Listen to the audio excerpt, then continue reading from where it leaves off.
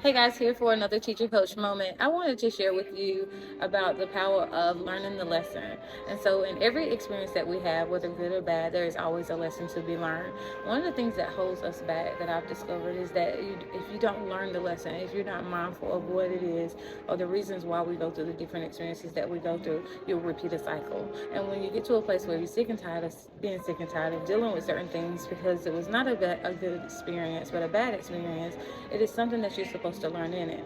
Sometimes even when we have a good experience and it's something, that we enjoy, we have a lot of pleasure in, we don't always learn the lesson in that. So today I wanted to come on to just encourage you to always be mindful to learn the lesson so that you can continue to reap the harvest and reap the benefits of the good experiences over and over again, as well as discontinue or sever at the root any bad experiences that you have. Always rooting for you. Today we're going to flee some things away. We're going to reject anything that is not supposed to be in our life, reject anything that knocks us out of divine alignment, and always believe in yourself. Okay, have a good day. Bye bye.